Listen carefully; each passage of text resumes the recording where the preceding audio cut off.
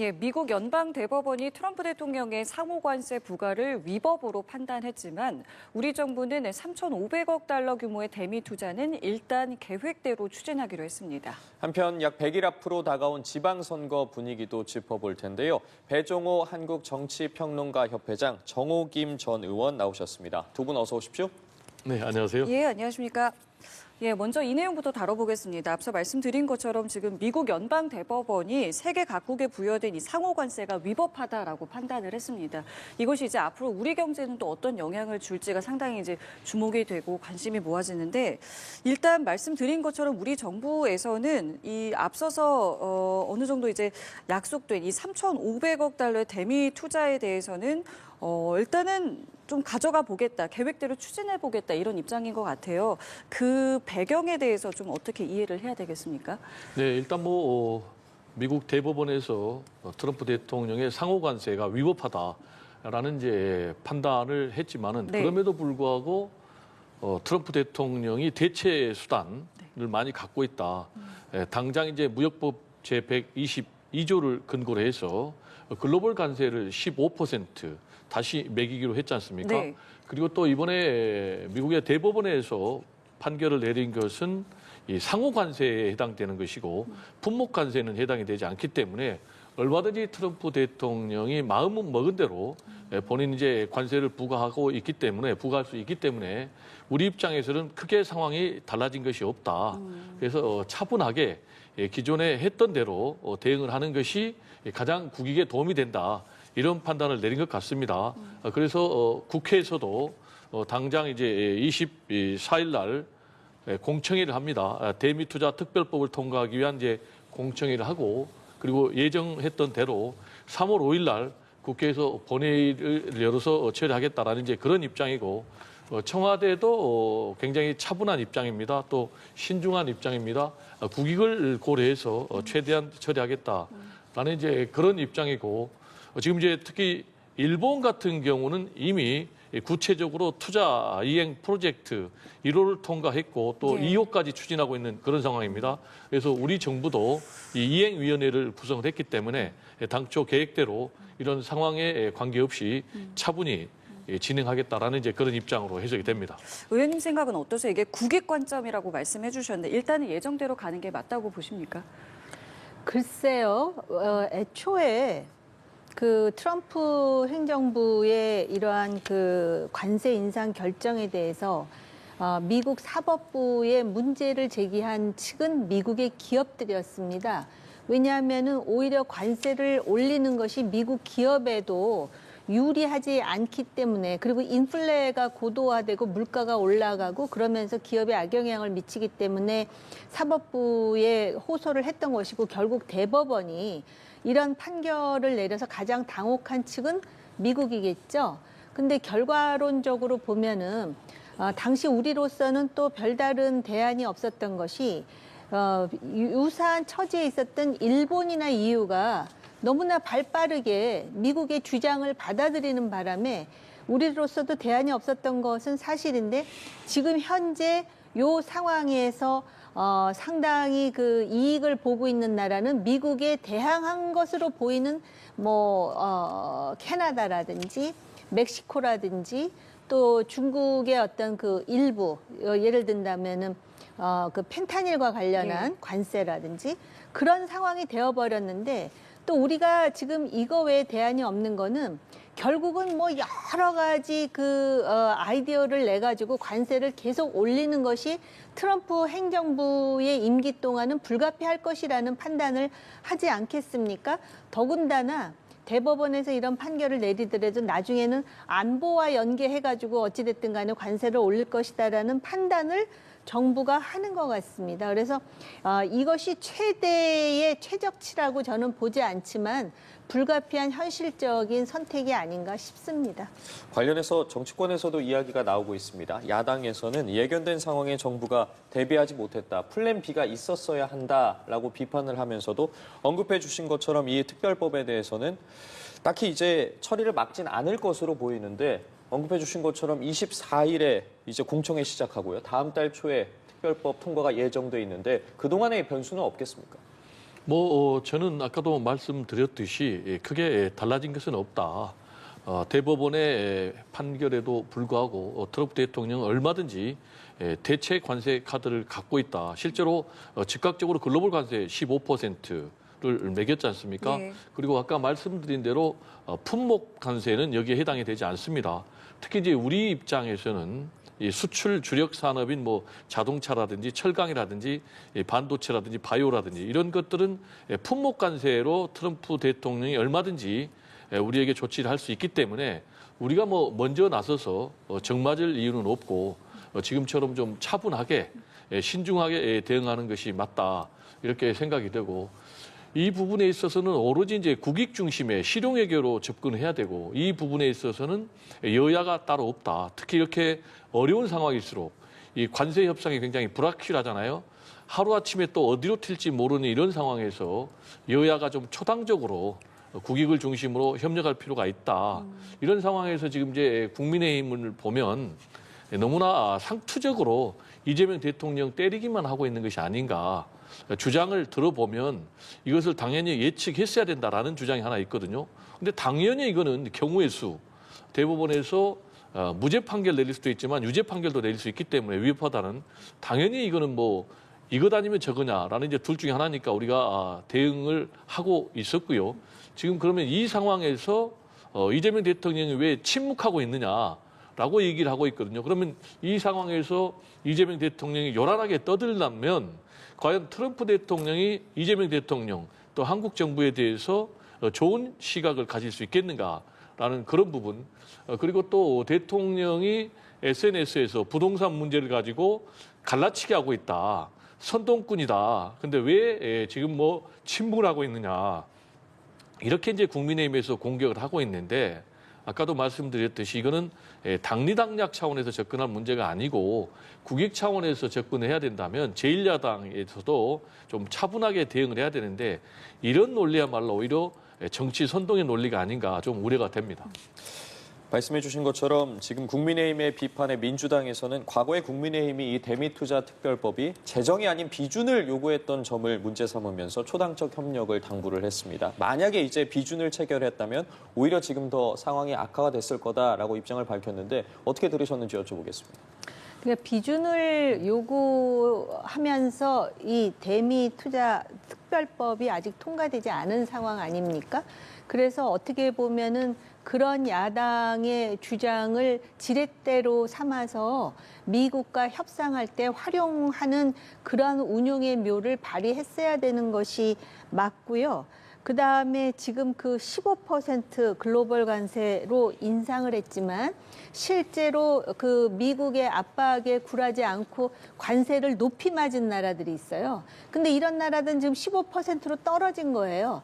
그러면서 대규모의 투자도 약속하지 않았잖아요. 근데 결국은 우리는 15%가 될 것인데도 불구하고 대법원 판결에 따라서 대규모 투자를 약속했잖아요. 대규모 투자라는 거는 우리가 원해서 한 약속이 아니지 않습니까? 그런 점에서 지금 야당에 대해서 공격을 할 것이 아니라 그 야당의 어떤 주장을 원하든 원하지 않든 합리적이든 합리적이지 않든 이걸 지렛대로 미국과 협상하는데 좀 활용하는 그러한 어떤 정교한 전략이 없었다는 것은 분명하다라는 것이고요. 지금도 아직까지 트럼프 행정부이기 때문에 우리의 방향성은 그거다라고 하지만 그럼에도 불구하고 이 대규모 투자라는 건 결국 국민 혈세로 나가는 거 아닙니까? 이걸 국익이라고 주장을 하는데 과연 대규모 투자를 해서 우리가 받아들일 수 있는 게 얼마인지에 대한 그런 어떤 계산이 정부 차원에서 좀 분명해야 될 것 같고요. 그다음에 다양한 대체 관세가 있다라고 얘기를 하지만 실제로 지금 글로벌 관세도 한도가 있습니다. 소위 기간으로. 그리고 나서 트럼프가 또 뭔가 머리를 짜내야 되는 상황이거든요. 그렇다면 정부 차원에서 미국이 대체 관세로 할 수 있는 카드가 무엇인지에 대한 정확한 정보가 있어야 된다고 생각을 하고 그에 따른 우리의 전략을 세워야지 트럼프 행정부가 압박을 가하기 때문에 이거는 대안이 없다라는 그러한 어떤 뭐랄까 현실론에 입각해서 따라가는 거는 바람직한 태도는 아니라고 봅니다. 예, 알겠습니다. 자, 그리고 이제 내일이면은 지방선거 D-Day 100일이 됩니다. 이제 100여일 앞으로 다가온 지방선거 관련해서 두 분께 좀 여쭤보고 싶은 것이 최근에 이 대통령의 어떤 발언들을 보면 이제 부동산과 관련된 언급이 상당히 많고 어젯밤에도 이제 SNS를 올렸는데 이제 최근에 이제 국민의힘에서 이런 주장을 했죠. 이제 다주택자 규제로 인해서 전월세 가격이 오를 수 있다라는 이제 이 부분에 대해서 억지 주장이다라면서 이제 정면 반박하는 글을 어제도 SNS에 올렸는데 글쎄요, 이제 지방선거가 이제 약 100일 앞으로 다가왔고 이번 100일 남은 이제 지방선거에서 이 부동산이라는 이슈가 어느 정도의 영향 또 어느 정도의 변수가 될 것 같으신지 두 분께 좀 여쭤보고 싶은데 먼저 의견 여쭙겠습니다. 네, 굉장히 중요하다고 봅니다. 부동산 이슈는 굉장히 유권자, 국민 시민 입장에서 민감한 이슈죠. 지난번에 이제 윤석열 전 대통령이 당선됐을 때도 결국 이제 문재인 정부의 부동산 정책이 실패해가지고 정권이 넘어갔다. 이런 이제 판단을 이재명 대통령도 하고 있어요. 그렇기 때문에 부동산 시장을 안정시켜야만이 6.3 지방선거에 필승할 수 있다.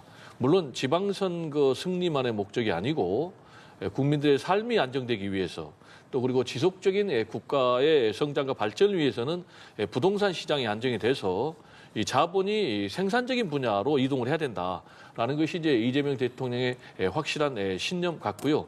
그런 차원에서 이재명 대통령의 연일 부동산 투기하고의 전면전, 지금 뭐 SNS를 통해서 새벽 1시 넘어서도 올리고 있고 예. 또 설명절 연휴에도 쉬지 예. 않고 올리고 있잖아요. 예. 그런 맥락에서 이번에 또 SNS 이 다주택 규제 이게 과연 부동산 시장의 안정에 도움이 되느냐 안 되느냐 이것 관련해서 이제 국민의힘에서 오히려 이렇게 함으로 인해서 전월세 값이 오른다라고 이제 주장을 하고 있으니까 이재명 대통령은 아니다.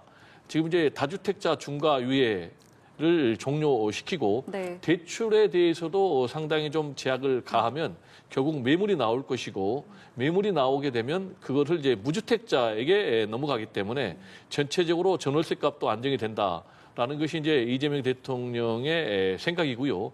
이게 이제 과연 중요한 것은 실제로 전월세 시장이 어떤 모습을 보이느냐가 가장 중요할 것 같은데 네. 현재까지 여론조사를 보면 우리 국민들은 긍정적인 평가를 하고 있다.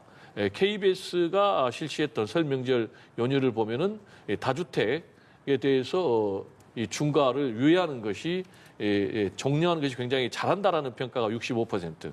그리고 효과를 볼 것이다가 또 50%를 넘는 이런 상황. 그리고 또 이재명 대통령이 국정 운영을 굉장히 잘한다라는 이제 국정 운영에 대한 긍정 평가가 65%가 나왔는데 이 긍정 평가 요인의 첫 번째가 경제와 민생이었는데 두 번째가 부동산이란 말이에요. 그래서 지금까지는 우리 국민들은 이재명 대통령의 부동산 정책 그리고 또 SNS를 통한 강한 뭐 여론전에 예. 대해서는 긍정적인 평가를 하고 있다. 그래서 시장이 안정이 된다면 이재명 대통령의 이런 부동산 투기와의 전면전은 더 국민들로부터 긍정적인 평가를 받을 가능성이 높다. 이렇게 전망이 됩니다. 말씀하신 것처럼 이재명 대통령이 직접 언급도 하고 직접 반박도 하고 강한 의지도 계속 보여주고 있는데 이것이 이제 지방선거에는 어떤 영향을 좀 줄 것 같으세요? 대통령 한 사람이 이렇게 SNS 정치를 하는 것이 국민과 직접 소통한다라는 장점도 있을 수 있겠지만 이 부동산과 같이 한국의 상당히 오래된 뿌리 깊은 문제인데다가 실제로 해법이라는 것도 또 이해관계자도 상당히 복잡한 상황에서 전문가 의견이나 수기나 공론화가 없이 이렇게 한다라는 거는 분명히 문제가 있습니다. 그리고 과연 그렇게 하면은 집값이 떨어지고 부동산이 안정화될 것인가? 저는 이 부분과 관련해서는 굉장히 회의적입니다. 그럼에도 불구하고 지금 1인의 SNS가 나름대로 그 여론의 지지를 얻는다고 확인을 하는 것 같고요. 그리고 제가 볼 때 지금 100일밖에 안 남았다 그랬잖아요. 예. 지방선거. 지방선거에는 이것이 타격감이 있을 것이다라고 판단하는 것 같습니다. 그도 그럴 듯이 지금 똘똘한 1주택자라든지 또는 그냥 한 채를 가지고 있는 사람이라든지 무주택자라든지 이런 사람은 지금 타겟이 아닌 거 아닙니까? 다주택자라고 타겟팅을 함으로써 마치 또 뭔가 많이 가지고 있는 사람, 그 사람들 때문에 우리의 배가 아플 것 같은 그런 이미지 구축을 하면서 지금 이게 여론에도 아마 긍정적으로 지금 반응한다라고 지금 판단하는 것 같습니다. 그런데 이 다주택자를 지난번에도 제가 한번 언급을 한 적이 있는데 다주택자가 예를 들어서 강남의 주요 주택을 여러 채 갖고 있고 투기를 목적으로 돈도 많이 갖고 있는 사람 같으면은 이런 사람들은 별로 타격이 안 됩니다. 오히려 돈 많으니까 좋아. 나 그럼 돈 내면 되지. 이런 식의 생각을 갖고 있기 때문에 진짜 우리가 열패감을 가질 만한 그런 사람들은 오히려 별로 타격을 안 받고요. 예를 든다면은 왜 그 다세대 주택이라 그러죠. 또는 연립주택이라 그러죠. 그러면 그 안에서 사는 사람은 결국은 지금 여러 가지 형편 때문에 전월세 외에는 다른 대안이 없는 사람들이고 또 그러한 그 소위 다세대 주택을 보유하고 있는 사람도 다 상황이 아주 부유하거나 유리하다고 볼 수 없는 사람들인데 이런 사람들한테 양도세 중과 유예를 폐지를 하게 되면 결국 뭐가 올라가겠습니까? 전월세 보증금이 올라갈 수밖에 없다라는 문제 제기를 하는 겁니다. 단지 이제 야당이 이런 문제 제기를 하면서의 문제는 뭐냐면 마치 또 모든 다주택자를 옹호하는 것 같은 그러면서 또 한편으로는 그러면 대안은 무엇이냐에서 야당으로서의 대안이 제시되지 않는다라는 점이 분명히 있는데 단기적으로 대통령이나 민주당의 지방선거에는 유리하게 작동할 것 같습니다. 그러나 중장기적으로 이러한 타겟팅과 이러한 공격 자체가 부동산 문제를 해결하지 못할 거라는 점에 대해서는 많은 전문가들이 거의 중론 아닌가 저는 그렇게 보입니다. 알겠습니다. 선거를 앞둔 야권의 분위기도 바로 이어서 살펴보겠습니다. 윤석열 전 대통령과의 관계 설정을 두고 국민의힘 지도부와 비당권파 간의 갈등이 여전히 이어지고 있는데 상황이 이렇다 보니까 또 시기가 지금 이 시기다 보니까 말은 물론이고요. 또 의상과 관련해서 그 하나하나가 다 주목이 되기 마련입니다. 이정현 공관위원장이 국방색 야전 상의를 입은 것을 두고도 신경전이 여전한데 이 상황은 좀 어떻게 보셨는지 먼저 좀 여쭤보겠습니다. 지금 21세기 대한민국 국민의 수준을 정말 못 따라가기 때문에 저도 상당히 그 갑갑한 심정인데요. 일단 그 대통령 전직 대통령의 계엄 선포와 관련한 1심 선고가 나왔는데 거기에 대한 야당 대표의 그 입장 표명에 대해서 과연 국민 여론이 얼마나 호응할까를 생각했다면 그렇게 하지도 않았겠죠. 그런데다가 지방선거 공관위원장이 사실은 제가 볼 때 그렇게 큰 힘도 없을 것 같은데 그런 상황에서 마치 또 그 군복과 같은 야상 점퍼와 그다음에 저 헤어스타일 저걸 보고 어떤 사람들은 전두환 계엄 사령관 당시의 모습하고 너무 유사한 거 아니냐라는 냉소와 조롱을 보내기도 해서 제가 사실은 섬뜩했거든요. 지금 야당은 과연 어디로 가고 있는 것인가. 이번 지방선거뿐만 아니라 또 2년 후에 총선도 있을 텐데 지금 그 문제의식을 그 안에 있는 구성원들은 갖지 않는 것인가. 제가 여기서 아무리 열변을 토한들 무슨 의미가 있겠습니까마는 저렇게 되면은 완전히 지방선거를 포기했다라고 보는 시각이 맞을 것 같습니다. 국민의힘의 분위기 어떻게 보고 계시는지 좀 여쭤볼게요. 너무나 좀 퇴행적이고 시대착오적인 그런 행보를 계속하고 있는가 이렇게 생각이 되고 이정현 이 공관위원장을 선택한 것도 저는 굉장히 잘못된 선택이라고 봐요. 왜냐하면 지금 국민의힘에서 필요한 것은 크게 두 가지를 꼽는다면 하나는 이제 윤어게인과 확실하게 선긋기를 하는 거거든요. 그러면 이거는 뭐 윤석열 전 대통령 개인하고 선긋기를 하는 것이 아니고 내란 세력과 선긋기를 하는 것인데 그런 것도 지금 제대로 되고 있지 않는 그런 상황. 그리고 두 번째로 국민의힘에 필요한 것은 인적 쇄신입니다. 전면적으로 인적 쇄신을 통해서 새로운 사람을 발탁을 해야 되는데 그 역할을 하는 것이 이제 공천관리위원장이거든요. 그런데 공천관리위원장이 둘 다 해당되는 거예요. 완전히 올드보이. 또 그리고 두 번째로는 이분 자체가 박근혜 전 대통령 탄핵으로 쫓겨난 대통령의 핵심 오른팔이거든요. 그런데 이런 사람이 지금 군복까지 입고 지금 등장을 했단 말이에요. 근데 본인 입장에서는 본인이 뭐 과거에 70년도에 대학생을 했으니까 그때 자기들은 이 뭐 야전 상의를 입고 다녔다. 굉장히 당이 비상상이기 때문에 그렇다라는 메시지를 지금 하고 있지만 정치인의 의상은 단순한 의상이 아니고 하나의 상징이거든요. 그리고 하나의 메시지거든요. 그러면은 우리 의원님께서도 말씀하셨지만 이 군복을 입고 있는 이정현 공관위원장의 모습을 보면 마치 계엄사령관 같은 그런 이미지를 연상을 하거든요. 그러니까 일각에서도 뭐 계엄을 연상시키게 한다. 근데 여기에 대해서 뭐 이정현 위원장이 뭐 시어머니 참 많다라고 얘기를 하지만 국민들이 시어머니라면은 어떻게 생각하겠어요? 이거는 굉장히 부적절하고 더구나 지금 상황이 윤석열 전 대통령 내란 우르머리 재판에서 내란이다 라면서 무기징역을 선고를 했잖아요.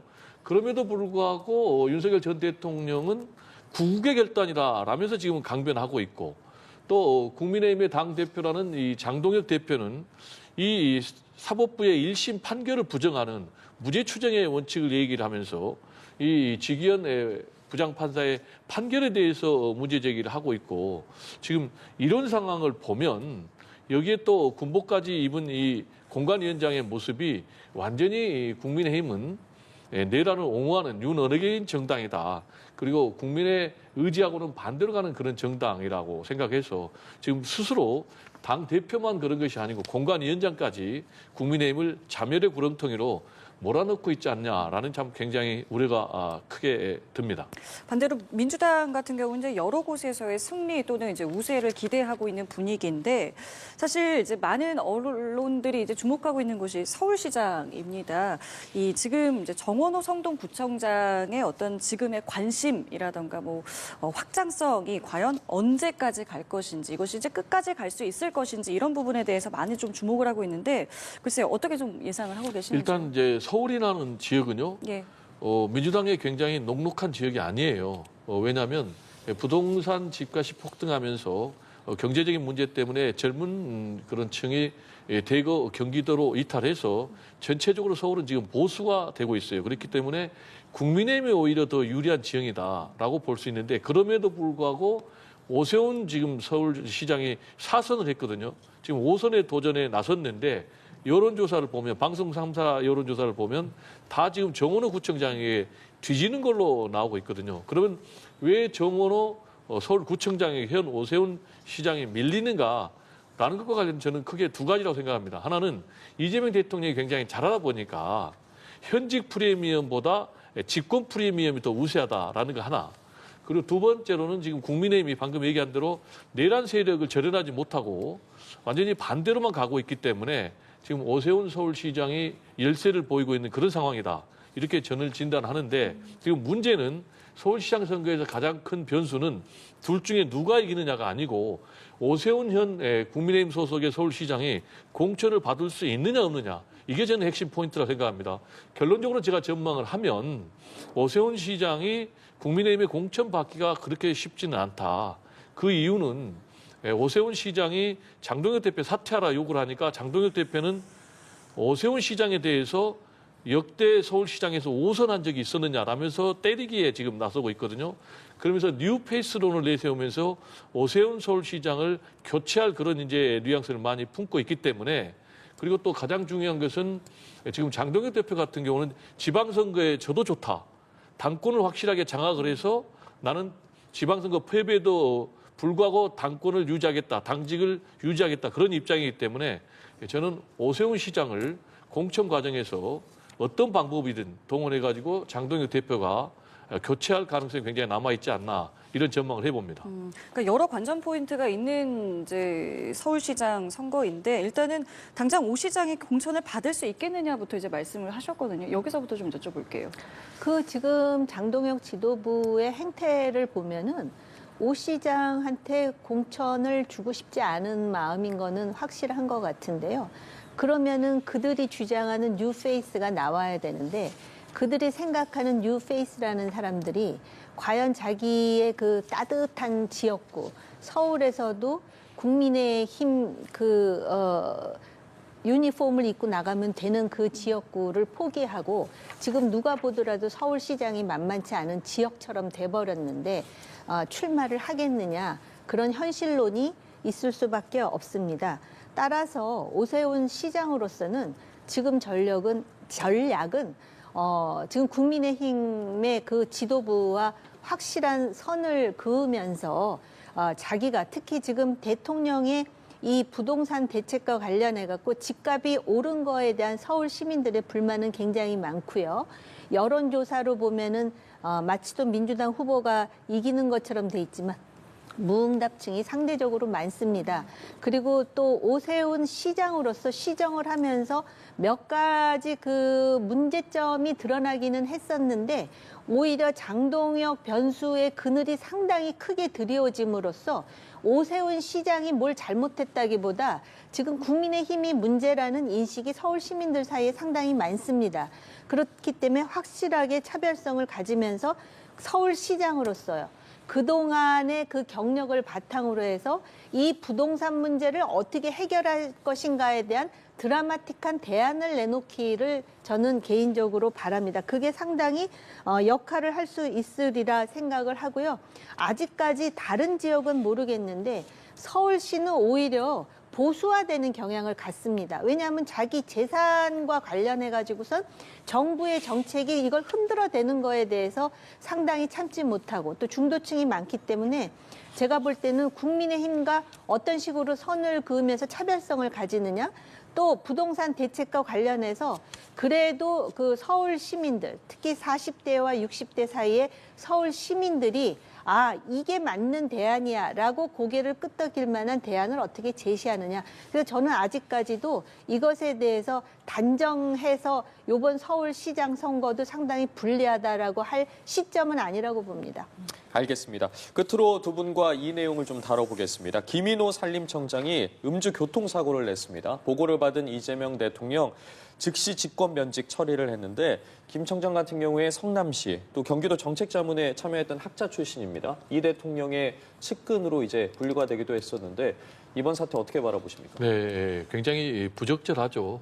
국민들 보기에 민망스러운 사건이고 지금이 어느 시대인데 고위공직자가 야심한 밤에 음주운전, 그것도 혈중 알코올 농도를 보니까 면허 취소 수준이더라고요. 예. 그래가지고 또 신호를 위반하고 교차로에서 충돌 사고까지 냈는데 한마디로 매우 공직자로서 부적절한 처신이고, 그리고 이제 청와대에서 즉각적으로 대통령이 직권 면직을 했는데 자신을 발탁해준 인사권자인 대통령에게 누를 끼친 사건이다. 특히 이제 이 김인호 산림청장 이제 전이 되겠죠. 예. 이분 같은 경우는 인사 전후에도 굉장히 말이 많았잖아요. 예. 말씀하신 대로 누구하고 가깝냐 안 가깝냐 이런 굉장히 말이 많았는데 그럼에도 불구하고 발탁이 됐다면 오히려 더 처신을 신중하게 했어야 됐는데 결과적으로 이렇게 해서 인사권자에게 큰 누를 끼쳤고, 지금 이제 대통령실은 이제 첫 번째로 법령을 위반했다라는 거 하나, 그리고 공직기강 강화 차원 이 두 번째고, 앞으로 또 국민 눈높이에 맞는 행정을 보이고 싶다라는 이제 그런 차원에서 즉각적으로 직권 면직을 했는데, 이게 좀 다른 공직자에게 하나의 경종을 울리는 사건이 돼서 다른 공직자들이 더욱더 좀 국민의 공복으로서 충실하게 자기관리를 해야 되는 것 아닌가라는 생각이 좀 듭니다. 국민의힘에서 말씀하신 것처럼 당장 인사검증 실패에 대해서 사과해야 한다라고 주장하고 있고 또 사유에 대해서도 설명해야 한다라고 입장을 냈습니다. 네, 인사검증 실패 확실하죠. 애초부터 들어올 때부터 얼마나 말이 많았습니까? 지금 언급된 대로 처음에 셀프 추천을 했어요, 자기 자신을. 예. 그럴 뿐만 아니라 김현지 씨와의 관계에 대해서 또 많은 논란이 있었던 것도 사실입니다. 그럼에도 불구하고 임명이 됐는데 6개월 만에, 지금 동영상을 보시면 아시겠지만 인명 피해가 없었다 뿐이죠. 어떻게 저렇게 위험한 일을 공직자가 벌입니까? 그렇기 때문에 대통령으로서는 직권으로 당장 면직할 수밖에 없는 상황이지만요. 그래도 어쨌든 들어올 때부터 문제가 많았고 겨우 6개월 만에 저렇게 낙마하는 상황에서 임명권자로서 분명한 입장 표명이 있어야 된다라는 야당의 주장은 틀린 것 같지는 않습니다. 그리고 앞으로도 이 사람을 임명할 때 결국은 어떠한 그 룰에 따라서 하는지에 대한 그런 그 분명한 어떤 그 방향을 제시하지 않는다면은 이거 자체는 뭐 대통령이 당장 직권 면직을 했으니까 잘했다라고 볼 수 없는, 불가피하지 저런 상황에서 또 봐주기를 한다면은 이것이 지방선거 100일을 앞두고 얼마나 많은 타격을 가하겠습니까? 그래서 저는 이거는 어떻게 보면은 불가피했다라고 보고요. 어떻게 그 대통령이 그런 무리수를 하면서 또 임명을 했는데 저렇게 음주운전을 해가지고 저런 상황을 만드는지 개탄스럽습니다. 알겠습니다. 오늘 두 분 말씀은 여기까지 함께하도록 하겠습니다. 지금까지 배종우 한국정치평론가협회장, 정호김 전 의원과 함께했습니다. 두 분 말씀 감사합니다. 네, 감사합니다.